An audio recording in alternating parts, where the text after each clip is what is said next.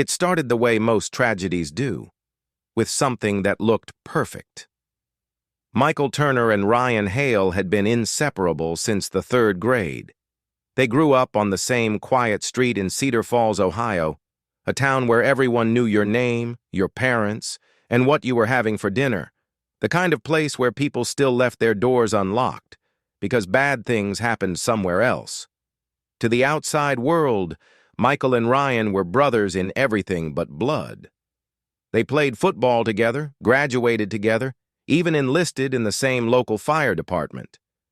Over the years, their bond became a part of the town's story. Those two are family, people would say. When Ryan married Emily Crawford, Michael stood beside him as best man. The photographs from that day, Ryan's hand on Michael's shoulder, Emily's radiant smile, hung on both their living room walls for years. It was a symbol of trust, of loyalty, and of how far a single heart could fall when trust begins to rot. Michael had always been the dependable one, the guy who'd fix your car, mow your lawn, pick up your kid from soccer practice if you got stuck at work. Ryan, meanwhile, had the charm, the smile that filled a room, the kind of confidence that drew people in. Together, they were the town's favorite story of friendship done right. But stories have cracks, even perfect ones. It started subtly. Small moments Michael couldn't explain to himself. How Emily laughed at his jokes longer than she used to. How she touched his arm when thanking him for dinner help. How his chest tightened whenever Ryan mentioned her name. He told himself it was nothing, that he loved them both like family, that what he felt was just admiration, a passing thought that would fade if he ignored it long enough. But feelings like that never fade. They grow quietly, like weeds under concrete. And sometimes love doesn't look like love at all. It looks like envy, disguised as devotion. Ryan never noticed. He trusted Michael with everything, his home, his wife, even his secrets. When Ryan worked overnight shifts at the firehouse, Michael would stop by to check on Emily. Sometimes he brought takeout. Other times, he just stayed to talk. Just keeping her company, he'd say. Neighbors noticed, but no one thought much of it. That's how small towns work. People see what they want to see. Over time, Michael became part of their marriage's fabric, woven so tightly in that even Emily didn't realize where the friendship ended and the boundaries began. She liked the attention. It felt innocent, comforting, safe, until it didn't. There's a home video, filmed a few months before everything fell apart. Ryan and Michael grilling in the backyard, beers in hand, Emily laughing in the background as their kids chase fireflies. The camera pans to Michael for just a second too long, catching the way he looks at her. Not like a friend, but like a man watching something he believes he deserves. When investigators later reviewed that footage, they'd pause that moment, the expression, the silence, the unspoken hunger, because it wasn't just friendship anymore, it was the beginning of a storm. "I'd never hurt him," Michael once told police. "But you can't control who you fall in love with?" No one knew then that the words love and hurt would soon mean the same thing. And that one August night, when the quiet streets of Cedar Falls would echo with sirens, all that trust, all those years of brotherhood, would bleed into something no one could ever take back.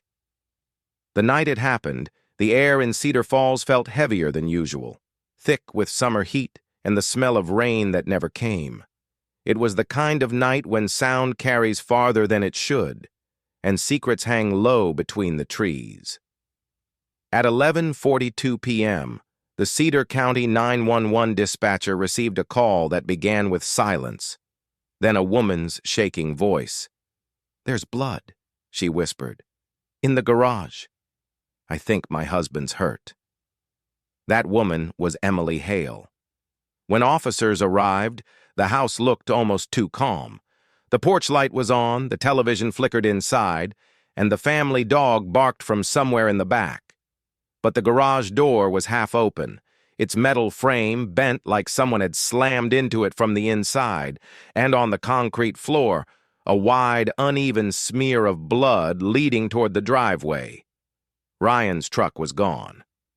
Emily sat on the porch steps barefoot, knees pulled to her chest. Her hands trembled as she gripped her phone. Her nightgown was streaked with something dark, later confirmed to be blood. Detective Laura Pierce, a veteran with 15 years on the force, crouched beside her. "Emily, where's Ryan?" Emily blinked slowly, eyes unfocused. He left. We argued. He drove off. I called because I saw the blood. I don't know what happened." Her story didn't fit what the scene showed. There was no sign of forced entry, no struggle inside, just that blood trail and an open garage door leading to nowhere. Pierce ordered a perimeter search. Officers fanned out, combing the street with flashlights while crime scene techs photographed the floor. Neighbors began stepping onto porches, their silhouettes framed in yellow light. In Cedar Falls, police cars at midnight meant gossip for years. A man across the street told officers he'd heard shouting earlier, around 10 p.m. "Sounded like two men," he said. "Could have been the TV, but it didn't sound friendly." That detail would stick with Pierce. Because when she asked Emily who else had been in the house, Emily hesitated just long enough to notice. "Just me and Ryan," she finally said. "No one else." Inside, detectives found dinner plates still on the table, 2 of them. One half-eaten, one untouched. A wine glass had shattered on the kitchen tile, its stem glinting under the overhead light. The scene didn't scream violence, it whispered it. Quiet, deliberate, intimate. As officers marked evidence, Pierce studied a family photo on the fridge, Ryan with his arm around Emily, both smiling. And in the corner of the frame, barely visible, was Michael Turner. Same grin, same backyard, same perfect illusion. By 2 a.m., the blood in the garage was confirmed to be Ryan's type. His phone was off.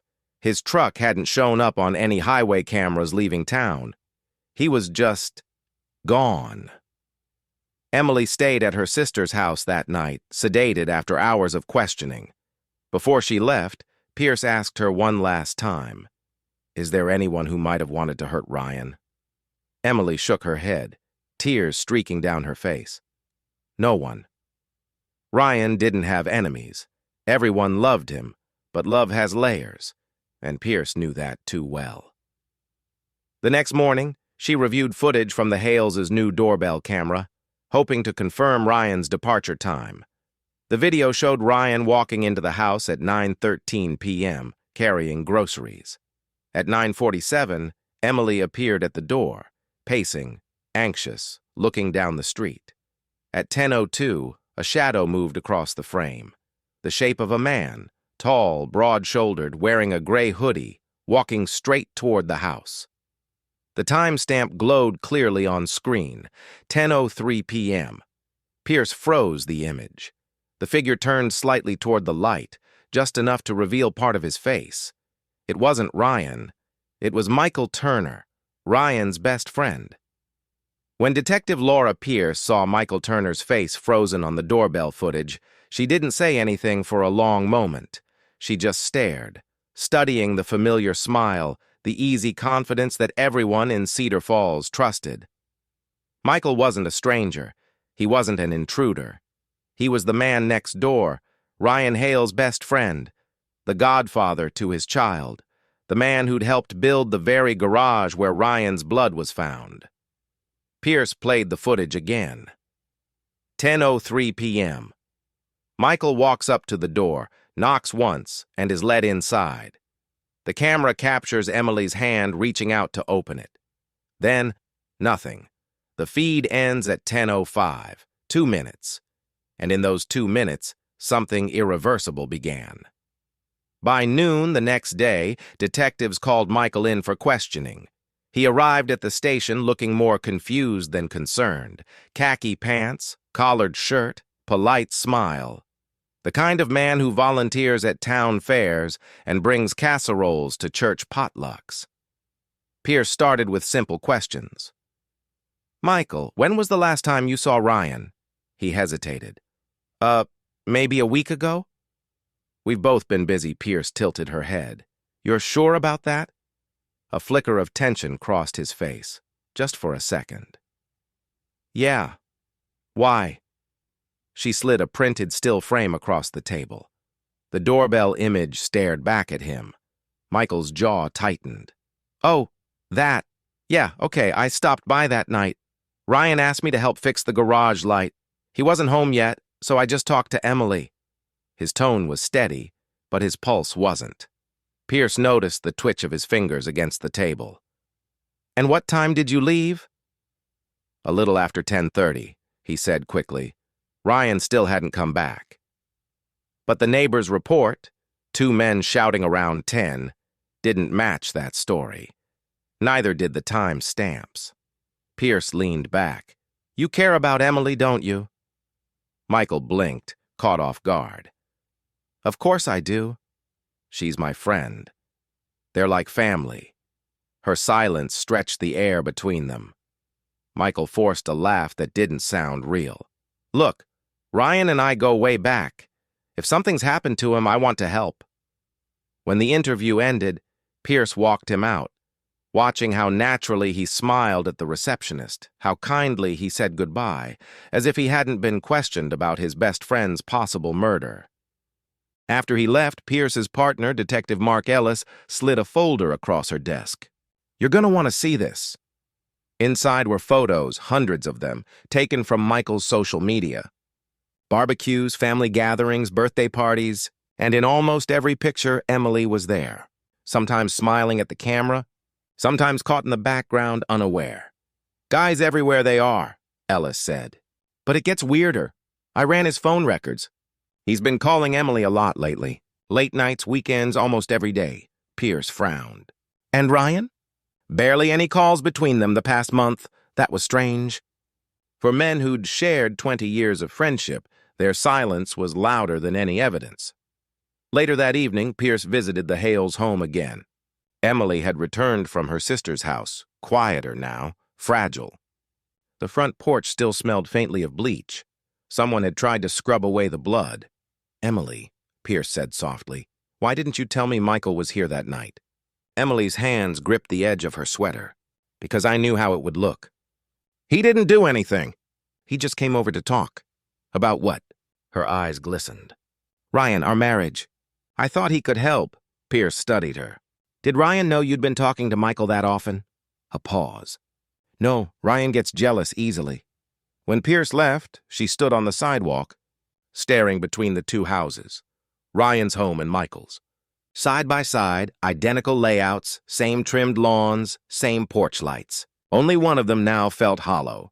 Back at the precinct, forensics finally came through. Ryan's watch, engraved with his initials, had been found in the trunk of Michael's car. Pierce replayed Michael's interview in her mind. "If something's happened to him, I want to help." The words echoed differently now.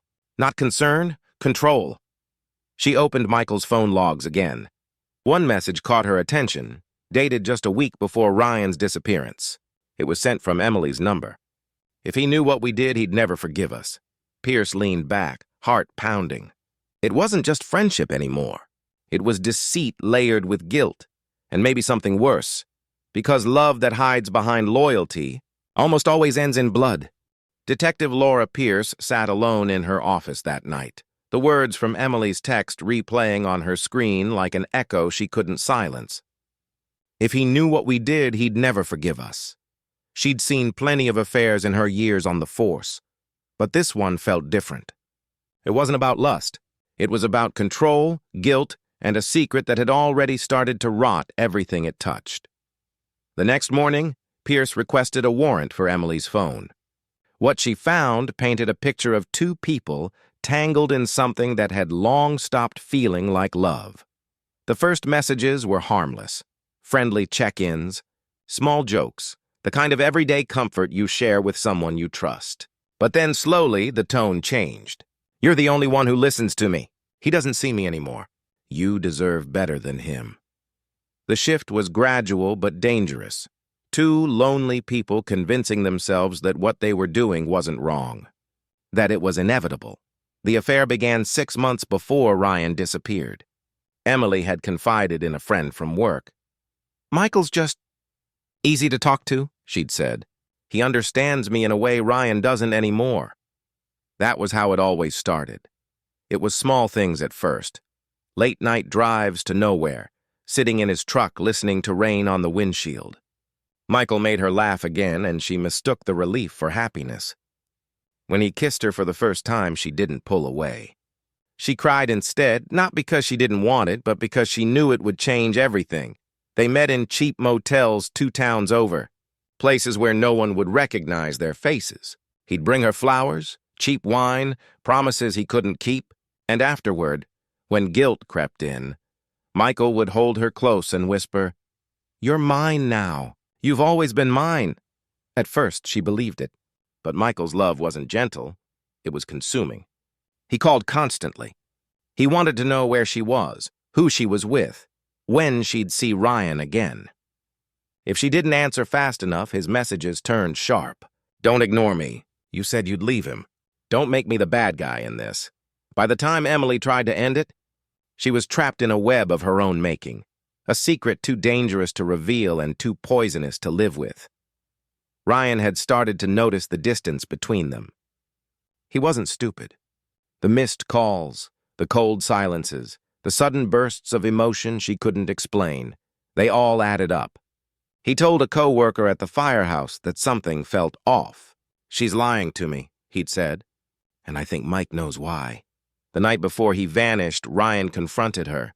Neighbors later told police they'd heard shouting, Ryan's voice, angry, betrayed, Emily's pleading, and one other voice, low and unfamiliar from outside.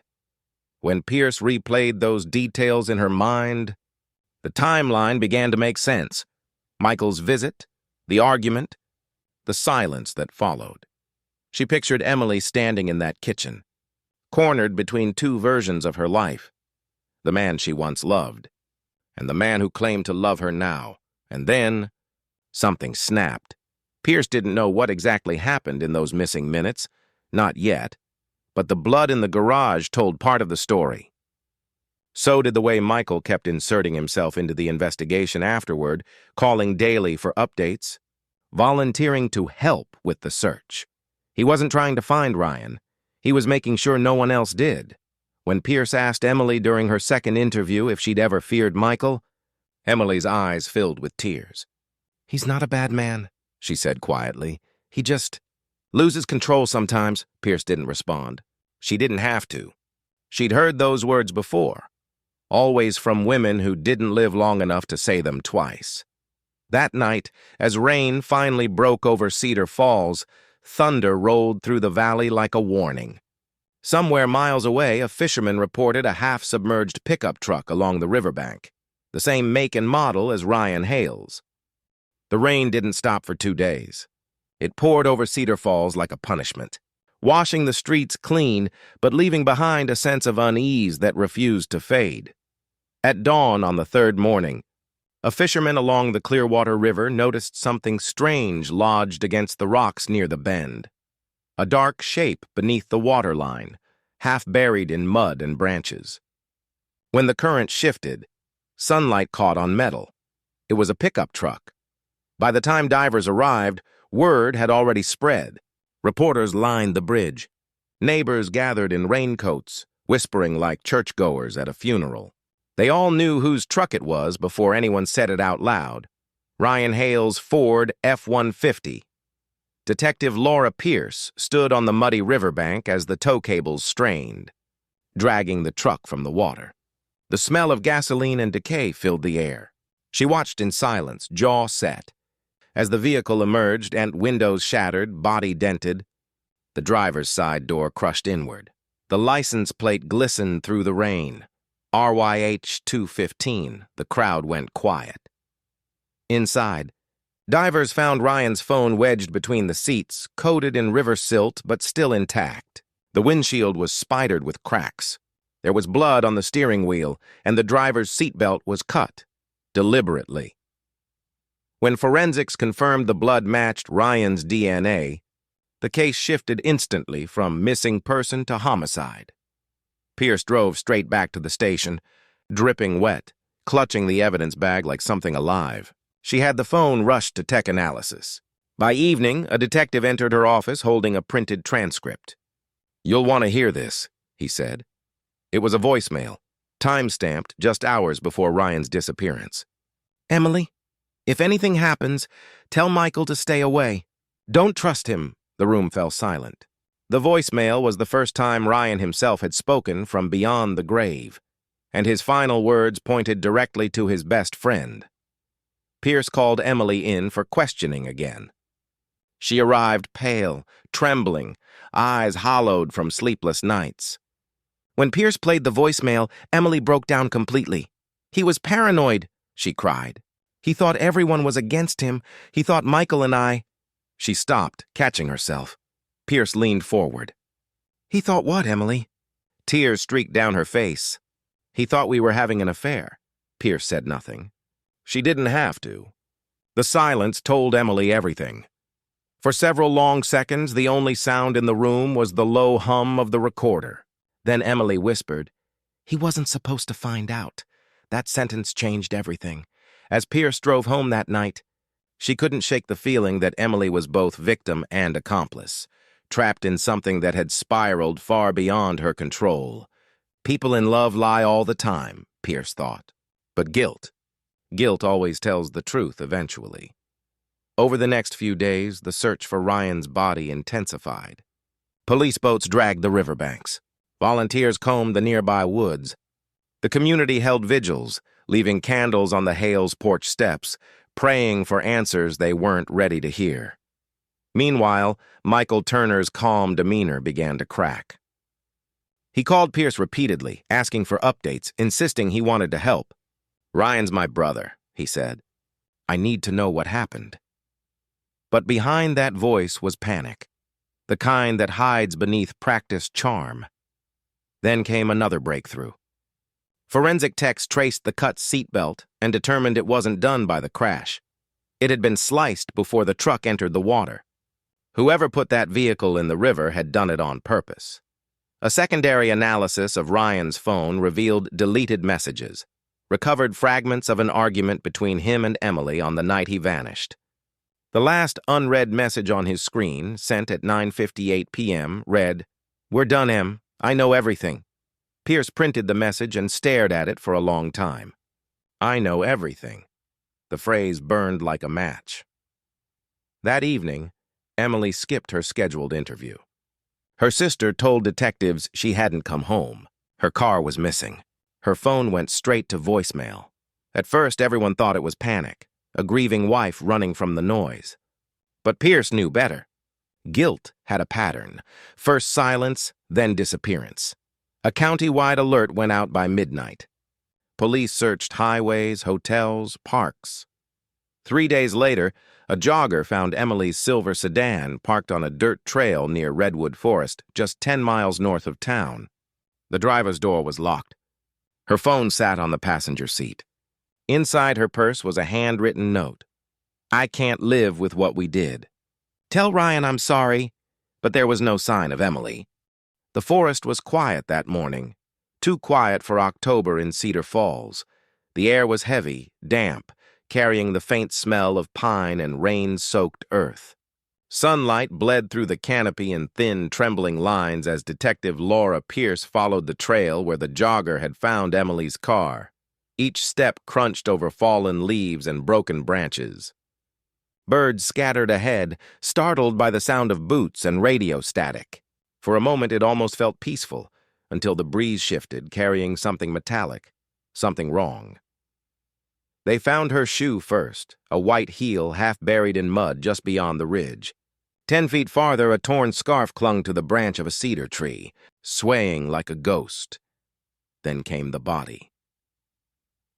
Emily Hale lay face down near the base of a creek bed, her hair tangled in moss, her hands pale and open as if reaching for something just out of reach. The coroner confirmed she'd been dead for at least 2 days. Exposure, most likely. No visible signs of struggle. No defensive wounds. But Pierce didn't buy it.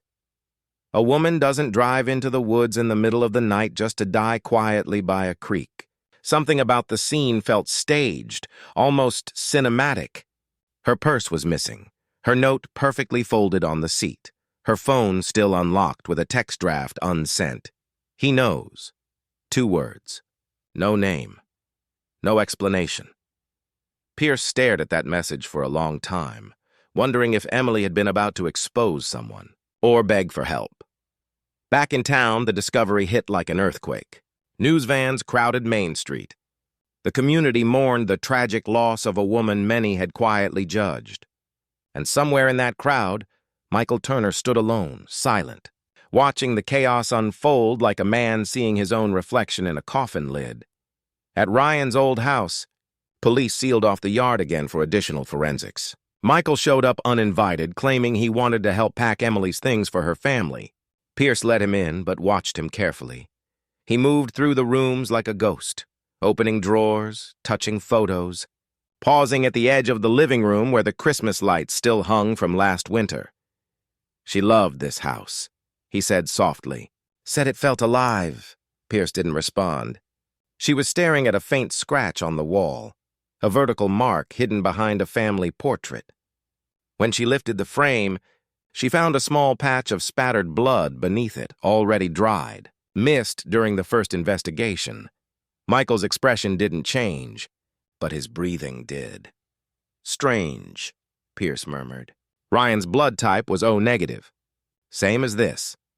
He said nothing. By evening, the coroner's report came back. Emily had no alcohol, no drugs, no sedatives in her system.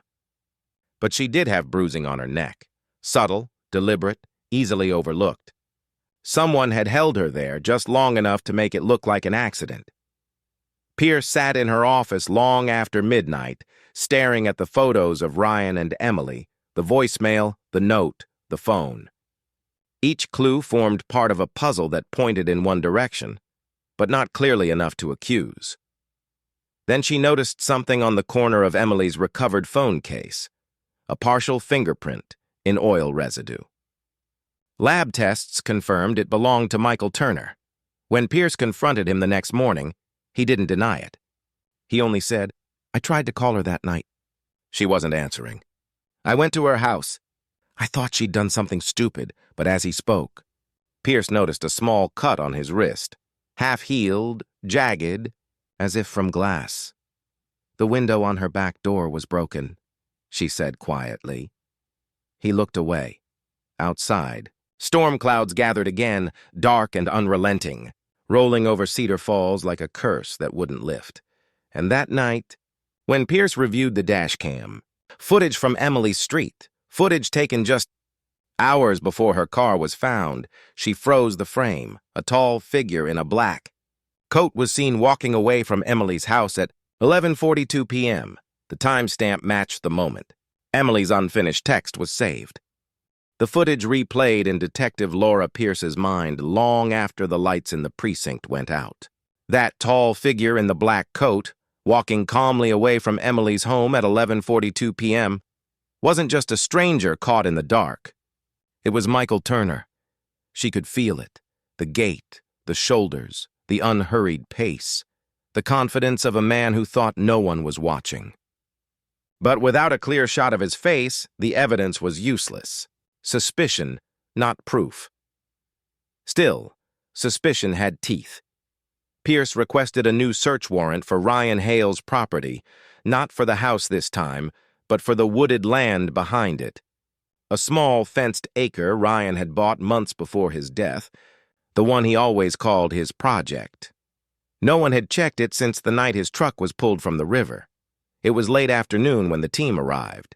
The air hung thick with humidity and decay. Pierce's boots sank into the damp soil as she crossed the property, eyes scanning the uneven ground. Birds fell silent when the metal detectors began to hum. After 2 hours, a deputy called out, "Detective over here."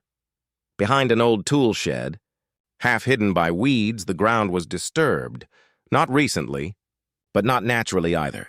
The pattern was deliberate, rectangular. They began to dig. The first layer gave way easily. Loose dirt, old leaves, damp roots. Then came the smell. Sweet and rancid, the unmistakable scent of decomposition. When the shovel hit wood, every sound in the forest stopped. It wasn't a coffin. It was a crate, weathered, nailed shut, the kind used for transporting heavy equipment. The lid creaked as they pried it open. Inside was a body, wrapped in black tarp. The coroner's voice over the radio was quiet, almost reverent. Male, early 40s, 6 feet tall. Pierce didn't need to wait for confirmation. She already knew it was Ryan Hale. For a long time, she didn't move. She just stood there, staring at the man whose ghost had haunted Cedar Falls for weeks. The waterlogged corpse still bore traces of rope burns on the wrists and faint bruises along the throat, evidence that he hadn't drowned, he'd been strangled. Then buried. When they rolled the body, a gold wedding ring glinted under the fading light, engraved with the words, "Forever, M." Pierce exhaled slowly. "So she knew," she whispered. She knew he was dead before the note. But the worst part wasn't the body. It was what lay beside it, a small, half-buried metal box.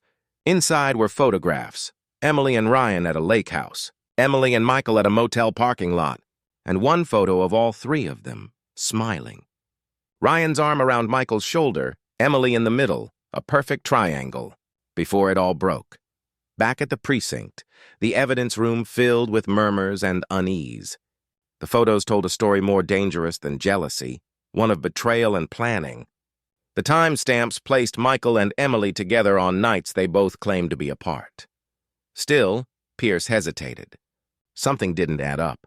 Why kill Ryan and bury him on his own land? Why risk discovery? It was too obvious, too careless for a man like Michael. That night she couldn't sleep. She drove back to the site alone, headlights slicing through mist and memory. The grave was sealed now, flagged with evidence tape, but the silence there felt different, heavier. She crouched near the shed, tracing the soil where the first shovel had struck. Then she noticed something half buried a few feet away, a flash of color, a fragment of fabric. When she dug it out, her stomach turned. It was a child's shoe, small, mud-caked, pink with faded stars. She froze. Ryan and Emily didn't have kids. The shoe didn't belong to them. Pierce stood slowly, the forest pressing in around her, the wind whispering through the trees. Somewhere out there another story was buried, one no one had thought to look for, and whoever put that shoe there had been back since the first dig, because when Pierce turned toward her car, she saw it, a fresh footprint in the mud beside the tire tracks. Larger than hers. Still wet. Someone had been watching. The next morning, the forest didn't feel like a place of nature anymore. It felt like a crime scene that refused to sleep. Detective Laura Pierce returned with a full search team, guided by the photograph she'd taken of the footprint. The soil had already started to harden, but the outline was still clear. Deep heel, broad toes, size 11, work boot tread, Michael Turner's. They followed the tracks deeper into the woods, past the clearing where Ryan's body had been found. The trail wound through the pines and up a narrow slope, disappearing behind a wall of overgrown ivy. And that's when one of the deputies called out, "Detective, you'll want to see this."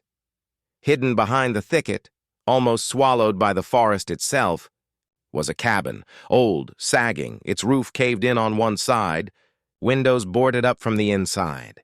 Moss covered the walls like rot. It wasn't on any property map. Pierce felt her pulse quicken. "Secure the perimeter. No one goes in until I say so." She circled the structure first, flashlight cutting through the cracks in the boards. Inside, something glinted. Metal, movement. Then, silence. When they forced open the door, a wave of stale air rushed out, thick with mildew and something else. Something coppery. Blood. The floorboards were stained with it, faint smears across the planks dragged toward the back room. Pierce's light found a broken mirror, shattered glass scattered like ice. On the wall above it, in fading red letters, Someone had written, "He deserved it." The words looked desperate, shaky, like a confession written in panic. In the corner stood a wooden chair, rope still tied around the arms. And beneath it, a patch of the floor looked freshly replaced. They pried it open and found a lockbox, small and rusted, with a silver key still inside the hole. Pierce opened it carefully. Inside were documents, dozens of them, medical records, letters, and photographs. Some belonged to Ryan, others to a name Pierce didn't recognize. Lila Turner. Her breath caught. Turner. The papers showed hospital visits from 8 years ago. A child, age 6, severe head trauma, unreported. The address listed matched Michael's old residence, long before he married. The records ended abruptly with a note. Patient deceased. Cause undetermined. Pierce sat back on her heels, the cabin walls seeming to close in around her. A child's shoe, a hidden grave, and now a dead little girl with the same last name as Michael Turner. He'd lost a daughter. But how? And why did Ryan Hale have her medical files hidden under his floor? Her radio crackled. "Detective, we found something outside the cabin. You should come." Just beyond the porch, buried shallow under a pile of leaves, was a burned photo frame. The glass was cracked, the image half gone, but enough remained to see 3 faces, Ryan, Emily, and a little girl, blonde hair, green eyes standing between them. Not Michael's daughter, Ryan's. Pierce's mind spun. She stared at the name on the hospital records again. Lila Turner. Ryan's wife, Emily, had taken her husband's last name, which meant the child had too. But that didn't explain the secrecy. Why hide the files? Why bury the child's past? When Pierce returned to her car, the sun was beginning to set behind the trees. The light hit the rearview mirror just as a black truck pulled up on the dirt road behind her. The same model as Michael's. She tensed, hand on her sidearm. But before she could step out, the truck's headlights blinked once, and then it reversed, disappearing into the woods. Back at the station, she spread the documents across her desk. The bloodied floor photos, the rope, the letters, the record of the dead girl. There was a pattern, but it was missing one piece, motive. That's when she found it. A folded note at the bottom of the box. "He said she was his. He took her from me." Her chest tightened. It wasn't written by Emily. The handwriting matched Michael Turner's signature. Ryan Hale hadn't just stolen a man's wife. He'd stolen his child. Pierce exhaled shakily, realization hitting like thunder. The affair wasn't about love anymore. It was revenge. And as the night deepened outside her office window, the phone on her desk began to ring. Unknown caller. She answered. No voice, just breathing. Then a whisper.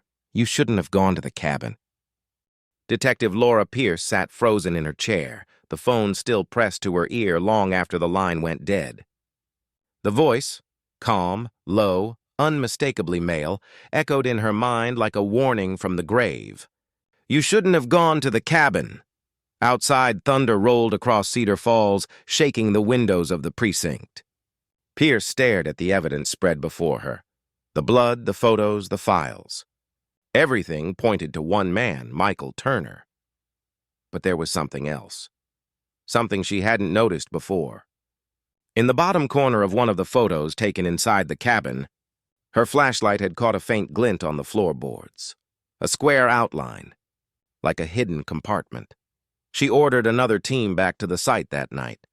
When they pried open the section beneath the chair, they found a camcorder wrapped in plastic, water-damaged but intact. A faded label on the side read, "For Emily." Pierce's pulse quickened. Hours later, in the quiet hum of the evidence room, she loaded the tape into an old player. Static flickered.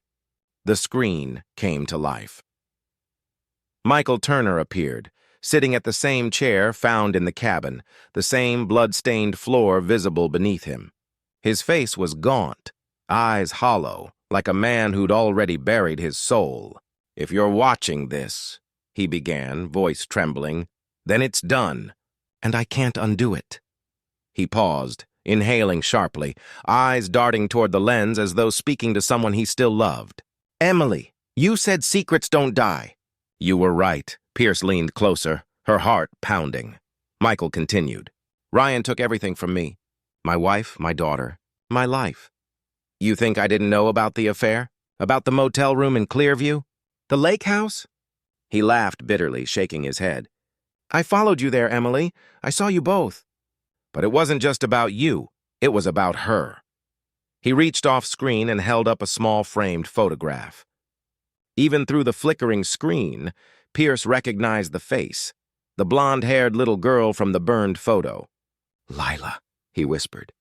My Lila, you told me she was sick. You told me she needed help. I trusted you, Emily. I trusted him. But when she died, you let Ryan sign the paperwork. You let him bury her under his name. You let the world think she was his daughter. His voice cracked. You both took her from me. First her name, then her memory. And when I confronted him, he laughed. Said I should let it go. Said she was better off. The camera tilted, showing the cabin wall, the words, "He deserved it," scrawled in red. So I made him understand. I brought him here. I made him tell me why. He said it was a mistake, that he loved her like his own. Then I asked him if he'd loved you the same way. Michael's jaw clenched, his voice lowering to a whisper. He didn't get to answer. He looked directly into the camera. You wanted the truth, Emily. There it is. He took her. I took him. And when you found out, you said you couldn't live with it. You said you'd tell Pierce. He swallowed hard, eyes glistening. I didn't mean for it to happen. You slipped. You hit your head. I tried to help you. I swear I did. But then the water came. The river took you before I could. His hands trembled. I buried him to hide what I'd done. I left you there because I couldn't face what I'd lost. The tape flickered again. His face softened, almost childlike. Tell Lila I'm sorry. The screen went black. Pierce sat in silence for a long time. Rain tapped against the window. Somewhere in the distance, a siren wailed. She had the truth now, but no justice. The tape was dated 3 weeks earlier. Michael had made it long before Emily's body was found, meaning he was still out there. Pierce grabbed her jacket and rushed toward her car. Every streetlight on Cedar Falls Avenue blurred past in streaks of gold and red. The storm followed her like an omen. When she reached Michael's house, it was dark. The front door was unlocked. Inside, the air was cold, unnaturally still. On the kitchen table sat a single envelope with her name written on it. She tore it open. Inside was a key and a single piece of paper. One more truth to find. Check the cabin basement. Pierce's blood ran cold. The cabin didn't have a basement, at least not one they'd found. The storm had turned the road into a river of mud by the time Detective Laura Pierce reached the woods again. Her headlights cut through sheets of rain, slicing across tree trunks slick with water and shadow. The key from Michael's note sat heavy in her pocket, colder than metal should ever feel. She parked near the cabin, engine idling, and stepped out into the downpour. The air smelled of wet earth and rot, the same scent she remembered from the night they found Ryan Hale's grave. Lightning flashed, and for an instant, the cabin stood like a corpse in the woods, silent, waiting. Pierce pushed through the doorway, flashlight trembling in her hand. The cabin looked exactly as they'd left it. Floorboards torn up, police markers scattered, the words, "He deserved it," still smeared across the wall. But something felt different now. The air was heavier, thicker, as if the room itself knew what she was about to find. She crouched near the back corner, where the floor sagged slightly beneath the weight of the old chair. The wooden planks creaked under her boots. She remembered Michael's words from the note. Check the cabin basement. There had been no basement on the blueprints. But there was something about the floor that didn't match the rest. A faint line running along the edge, hidden by years of grime. Pierce grabbed a crowbar and pried it open. A blast of cold air rushed up from below. Her light caught a set of narrow steps leading into darkness. The smell hit her next, damp soil, rust, something faintly chemical. She descended slowly, one hand brushing against the splintered wall. The basement wasn't large, just a dirt room beneath the floor, lit by a single bare bulb that flickered weakly, and in the center of it stood a metal table. On it lay several objects neatly arranged, an empty whiskey bottle, a cracked photo frame, and a recorder identical to the one that had captured Michael's confession. Pierce pressed play, static, then breathing. "This isn't about them anymore," Michael's voice whispered through the speaker. "This is about you, detective." Her pulse spiked. "You've been following me, watching me, trying to understand what kind of man kills for love. But tell me, what kind of woman keeps chasing ghosts?" She froze. "You think I didn't know you came here that night? That you found the shoe? You were never supposed to see that. You weren't supposed to care." The sound of something metallic clattered on the tape. Maybe a lighter, maybe a gun. "Ryan and Emily, they played me, but you? You pitied me. You wanted to fix me. I could hear it in your voice. You sound just like her." The tape ended abruptly. Pierce's hands were shaking. She stepped back, scanning the room again. That's when she saw it. A wooden chest tucked behind the table, half buried in the dirt. The same chest from the photos found in Ryan's lockbox. She opened it. Inside were more tapes, each labeled by date.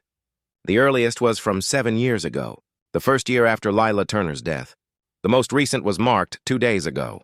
Pierce swallowed hard and played the newest one. Michael's voice again, but softer, slower, almost resigned. "It's funny. People think betrayal happens once, but it's not a moment. It's a disease. It grows." He coughed, the sound raw and human. "Ryan didn't steal my daughter, Laura. He saved her. Emily was the one who hurt her. The accident. It wasn't an accident." She pushed her. She lied to cover it up. Ryan took the blame to protect her. And me? I killed the only man who tried to save what was left of my family. Pierce's breath caught in her throat. "You wanted the truth. There it is. I loved the wrong people, and it made me a murderer." A faint clicking sound followed. Then silence. The tape had recorded his suicide.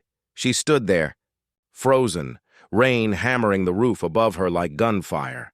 When she finally climbed back up the stairs, dawn was breaking through the trees, pale, ghostly light spilling across the forest floor. The storm had passed, but the air was heavy with aftermath. Pierce walked out of the cabin slowly, the truth weighing her down. Michael Turner had been both victim and killer. Ryan had been both liar and savior. Emily, both lover and destroyer. No one in Cedar Falls was innocent. As she reached her car, she noticed a figure standing near the tree line, motionless, watching. Her hand went to her weapon. But when she blinked, the figure was gone. Only the echo of footsteps faded into the woods. On the passenger seat of her car lay a single object that hadn't been there before. A small locket. Inside was a photo of Lila Turner, smiling, alive, and beneath it, a folded note in the same handwriting as the last one. "Not everyone buried stays dead." Pierce stared at the words until the ink blurred from the rain. Then she looked toward the woods, toward where the figure had stood, and whispered, "What did we miss?"